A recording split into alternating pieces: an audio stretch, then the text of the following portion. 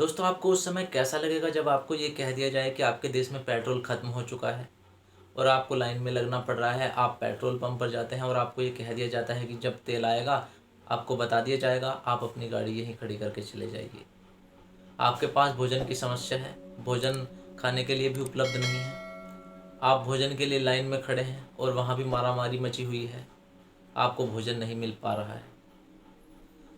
महंगाई के मोर्चे पर बात करें तो महंगाई कई गुना बढ़ चुकी है, बल्कि ये कहें कि सैकड़ों गुना बढ़ चुकी है। दोस्तों, यही हालात पिछले कुछ समय से हमारे पड़ोसी देश श्रीलंका के बने हुए हैं। वहाँ हालत इतनी बदतर है कि वहाँ सेना को लोगों को रोकना पड़ रहा है। लोग प्रदर्शन कर रहे हैं, सड़कों पर उतर आए हैं। बात करें मौलिक सुविधाओं की तो वहाँ पर बिजली कटौती भी इतनी की जा रही है कि दिन में बस 5 से 6 घंटे ही बिजली की आपूर्ति हो पा रही है। देश का विदेशी मुद्रा भंडार खत्म हो चुका है। राशन की व्यवस्था बिल्कुल बिगड़ी पड़ी है। वहाँ पर कोई सुविधा लोगों को नहीं है।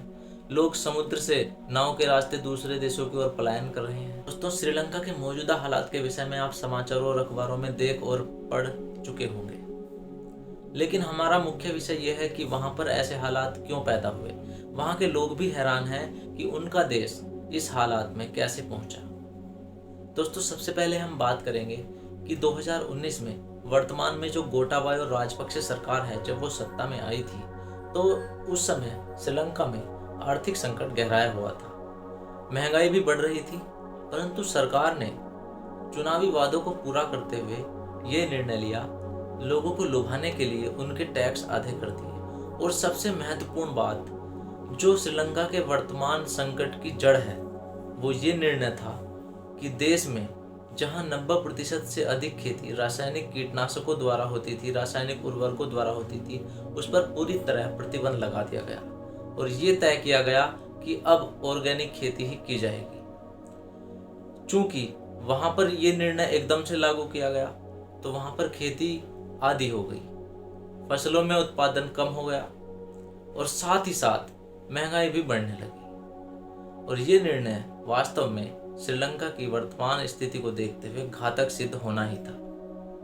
तो दोस्तों, ये बात सबसे महत्वपूर्ण है कि जब फसलें कम पैदा होने लगी और इनके भाव आसमान छूने लगे तो इन चीज़ों का आयात करने की आवश्यकता महसूस हुई। दालें, अनाज, तेल, इन सब चीज़ों का आयात किया जाने लगा तो देश के विदेशी मुद्रा भंडार पर भी बहुत दबाव बढ़ गया और इस दबाव के चलते सब चीज़ें महंगी होती चली गई और विदेशी मुद्रा भंडार खाली होता चला गया। इसके बाद सरकार को ये निर्णय लेना पड़ा कि उसे विदेशी मुद्रा उधार लेनी पड़ी और जब विदेशी मुद्रा उधार लेनी पड़ी तो उसके बाद देश पर कर्ज बढ़ता गया।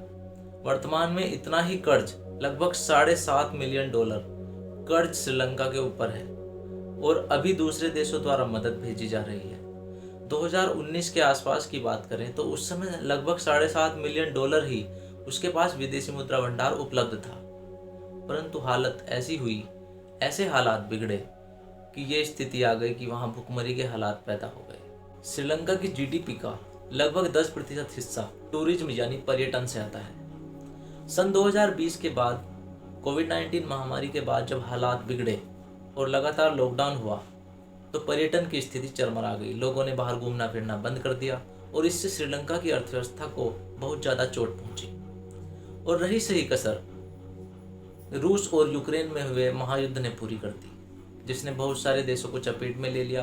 पेट्रोलियम की कीमतें आसमान छूने लगी और श्रीलंका को क्रूड ऑयल मंगाना भी भारी पड़ने लगा।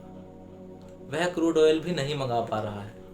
इतनी स्थिति वहाँ खराब हो गई। वास्तव में इस साल 2022 के जनवरी से ही ये लगने लगा था कि वहाँ पर आर्थिक हालात बेकाबू होने वाले हैं, परंतु समय रहते कोई व्यवस्था नहीं की गई और सरकार भी इस ओर से निष्क्रिय ही रही, क्योंकि सरकार के कुछ गलत निर्णय रहे, जैसे कि टैक्स को आधा कर देना और ऑर्गेनिक खेती को एकदम से ही लागू करना, जबकि उसको ऑर्गेनिक खेती को धीरे धीरे लागू करना था।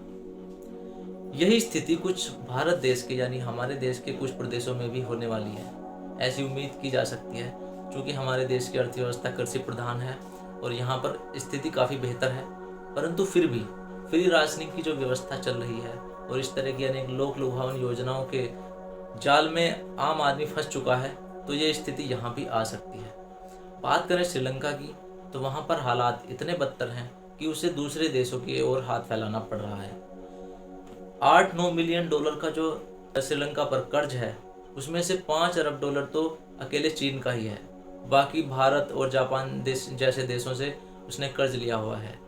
आज के समय में भारत द्वारा बहुत सारी वहाँ सहायता भेजी जा रही है, हालात काबू करने की ओर प्रयास किए जा रहे हैं, परंतु हम आशा करते हैं कि जल्दी हालात अच्छे हो जाएं और सब कुछ ठीक ठाक हो जाए। तो हम आशा करते हैं कि ये जानकारी, ये वीडियो आपको पसंद आई होगी। तो हमें अपने विचारों से अवगत कराते रहें, साथ ही वीडियो को शेयर करें, लाइक करें और हमारे चैनल को सब्सक्राइब करना ना भूलें। तो मिलते हैं अगली वीडियो में, तब तक के लिए धन्यवाद।